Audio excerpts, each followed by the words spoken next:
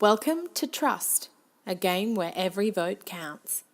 Inside your box, you will find a felt bag filled with a box of vote tokens, 2 stacks of political ideology cards, and 5 A5 public preference cards. Each public preference card favours 2 ideology cards that reflect on the real world. For example, the environmentalist public preference card is climate change concern, and political resentment is for the anarchist, and so on. Here is what your pretty cards look like. How to play. The dealer will shuffle the ideology cards and deal 2 cards to each player, following by 2 vote tokens each. The dealer will then shuffle the public preference cards at random and place one face up. Now you're ready to play. The aim of the game is to be the first player to 15 votes or the last with any ideology cards left. Starting at the player to the left of the dealer and going clockwise, players take turns performing actions in accordance with their ideology cards. Alternatively, players can lie about what ideology cards they have and therefore take any action that would favour them, at the risk of being challenged. Next, you'll see some examples of the strategy within the game. Here is Tamara taking her first move. She has decided to swap her 2 current ideology cards with new cards from the court deck. This means she has either had an environmentalist card or was lying to make the move benefit her needs.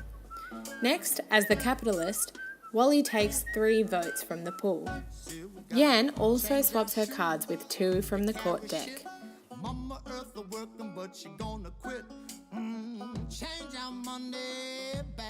Madison decides to take one of Owen's cards as the anarchist and swap it out with one of the court deck.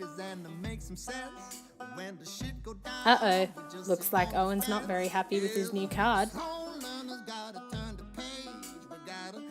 As the game progresses, each player begins to accuse one another of being dishonest, which results in players losing ideology cards, first being Madison.